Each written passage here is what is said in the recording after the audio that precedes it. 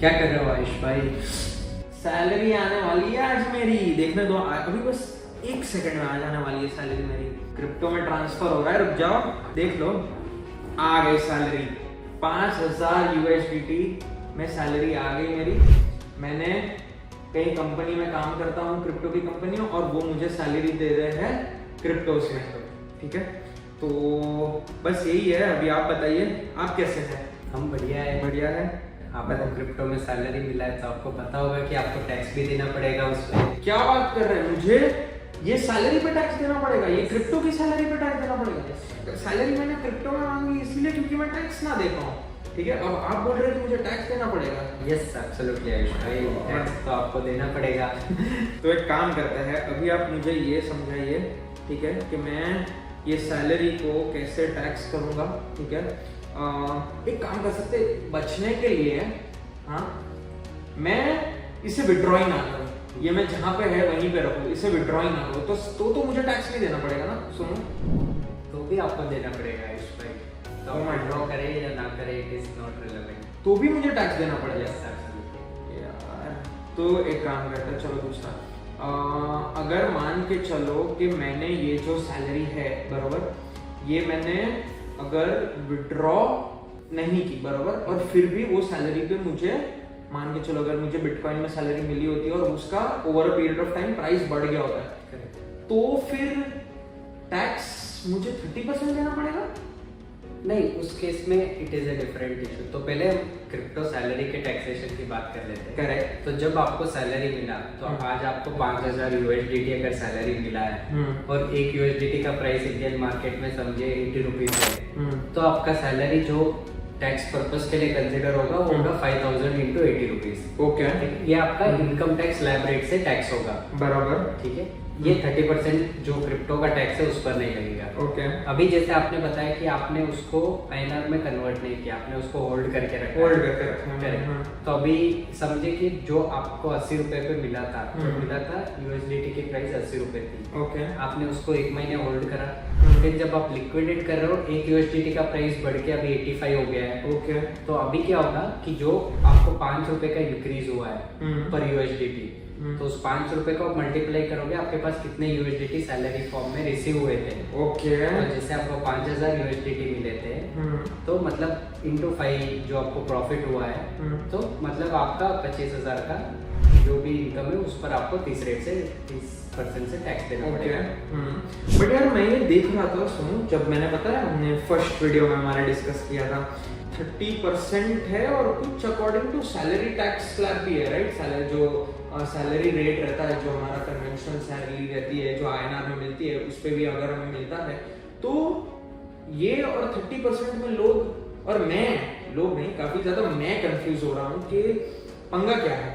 30% देना है या according to the normal slab rate, जो सैलरी स्लैब रेट है उसके अकॉर्डिंग देना है? थोड़ा उस पर मुझे बताइए, क्योंकि ये कंफ्यूजन क्रिएट कर रहा है। तो अगर हम जो इनकम टैक्स सेक्शन देखेंगे जो क्रिप्टो टैक्सेस पर एप्लीकेबल होता है, वहाँ पर एक वर्ड का यूज किया होता है कि ट्रांसफर होना चाहिए। ओके। तो अगर कोई क्रिप्टो टैक्स के सेक्शन जो 115BBH है उसमें कवर होगा, तो वहाँ पर एक कंडीशन है कि ट्रांसफर होना चाहिए क्रिप्टो एसेट का या फिर NFT का। अभी ट्रांसफर का मतलब क्या है? तो ट्रांसफर अगर सिंपल वर्ड्स में मैं बताऊँ तो 3 चीजों में से एक चीज होनी चाहिए।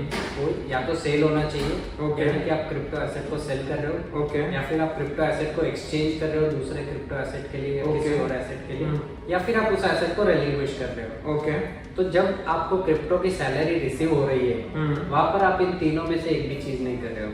ओके। तो इस वजह से जब तक वो ट्रांसफर का डेफिनेशन ट्रिगर नहीं होता, आप क्रिप्टो टैक्स के सेक्शन में फॉल नहीं करोगे। ओके। तो इसी वजह से जब आपको 5000 USDT का सैलरी मिला है, और अगर मैं इनमें से कुछ भी 3 चीज ना करूँ, तो मैं ये वाले जो आपके सेक्शन है उसमें नहीं आता हूँ, राइट, ट्रांसफर सेक्शन। करेक्ट। तो उससे जो भी आपका इनकम रहेगा वो नॉर्मल इनकम टैक्स प्रोविजन से टैक्स होगा। ओके। तो जैसे कि आपका सैलरी इनकम है वो सैलरी के प्रोविजन में टैक्स होगा। ओके। लेकिन यदि अगर मैंने ट्रांसफर किया या कोई भी आपके जो ये 3 प्रोविजंस है जो अभी ये स्क्रीन पे आ जाएंगे, अगर वो 3 प्रोविजंस, राइट, उसमें से मैंने किया, तो according to the 30% slab rate. Yes, got it. अभी मुझे और एक क्वेश्चन है। मान के चलो कि अभी तो मुझे सैलरी मिली है USDT में, मान के चलो कि मुझे कोई ऐसे टोकन में मिली होती जो एक कंपनी का टोकन है ठीक है, and over a period of time वो टोकन सर्ज नहीं हुआ और उसका लॉस हो गया और मैं भूल गया था उसे विड्रॉ करना, तो यार लॉस पे भी मुझे देना पड़ेगा टैक्स या नहीं देना पड़ेगा टैक्स, इस पे मुझे बताइए।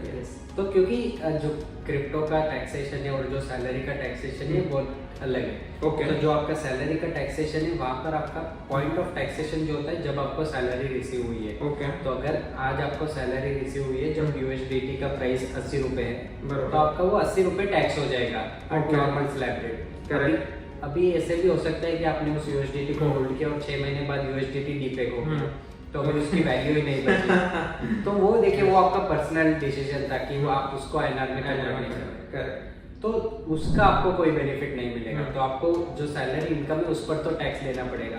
Okay, yes, so that is the point. तो मतलब अगर कोई भी यूजर देख रहा है और उनका क्रिप्टो में सैलरी या फिर किसी और एसेट में सैलरी है, तो आपको अपना टैक्स पोर्शन जो है उस इनकम पे जो टैक्स लगेगा उतना पोर्शन तो INR में कन्वर्ट कर लेना चाहिए। ओके, क्योंकि क्रिप्टो इज हाईली वॉलेटाइल और कब कौन सा टोकन जीरो चला जाए we don't know. Correct, very true. But I think हमने ये भी बात कर रहे थे कि लाइक आई सेड मैं डे 1 से बोलते आ रहा हूँ I am a trader, right, मुझे टैक्स की झंझट लेनी नहीं है, राइट। तो जैसे कि हमने बात की थी मेरे प्रॉफिट्स और लॉसेस के बारे में, अभी मुझे सैलरी भी मिल रही है, राइट। तो आपने कॉइनेक्स सजेस्ट किया है मुझे, राइट। तो क्या मैं ये कह सकता हूँ कि कॉइनेक्स पे मेरी सैलरी का भी क्रिप्टो टैक्सेशन जो भी है, राइट, वो कंप्यूट होगा? तो क्या है कि मतलब हर एक चीज जो है, मान के चलो आज मैं सैलरी कर रहा हूँ, ट्रेडिंग कर रहा हूँ, स्टेकिंग कर रहा हूँ, NFT कर रहा हूँ, जो भी कर रहा हूँ, वो मुझे एक प्लेस पे मेरा क्रिप्टो टैक्स कंप्यूटेशन करके देगा कि नहीं? क्योंकि आप भी एक्सपर्ट है, राइट, और कॉइनेक्स भी, और आप कॉइनेक्स के लिए भी क्रिप्टो टैक्स एक्सपर्ट ही है आज, ठीक है।